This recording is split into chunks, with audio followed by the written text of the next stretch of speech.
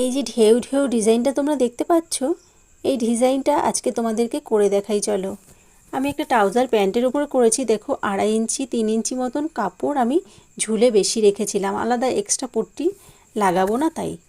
এবার তোমরা যদি কাপড় শর্ট থাকে তাহলে কিন্তু এক্সট্রা পট্টিতেও করতে পারো।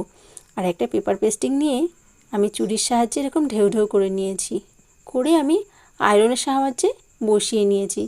এবার যে দাগ দেখতে পাচ্ছ, সেই দাগের উপর দিয়ে আমি সেলাই দিয়ে নেব। সাদা প্যান্টের ওপর সাদা পেস্টিং পেপার, তোমাদের হয়তো একটু বুঝতে অসুবিধা হচ্ছে, একটু কষ্ট করে বুঝে নিও।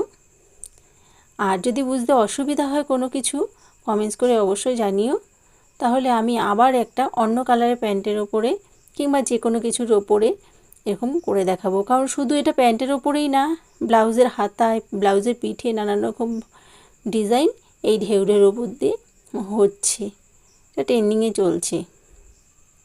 তাই চারিদিকটা আমি সেলাই করার পরে এভাবে কেটে নিচ্ছি। আর কোনাগুলো কিন্তু একটু বেশি ভালো করে কাটবে, আর কাটার সময় কিন্তু খেয়াল রাখবে যেন সেলাই যে দিয়েছো সেই সেলাইটা না কেটে যায়, তাহলে কিন্তু আমার মুশকিল হবে। উল্টানোর পরে ওই সেলাই জায়গাটা খুলে খুলে যাবে।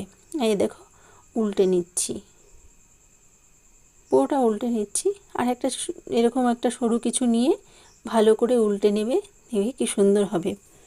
তোমাদের দেখো উল্টে নিয়েছি। আর এরকম সাইড দিয়ে একটা করে চাপ দিয়ে নেবে, তাহলে ফিনিশিংটা আরও ভালো হবে। আর আমার ভিডিওটা তোমাদের কেমন লাগলো, তোমাদের ঠিকঠাক বোঝাতে পারলাম কি না, সেটা কিন্তু তোমরা অবশ্যই কমেন্টস করে জানিও। দেখো হয়ে গেল, এই যে অবশ্যই কমেন্টস করে জানিও। সবাই ভালো থেকো, সুস্থ থেকো, টাটা।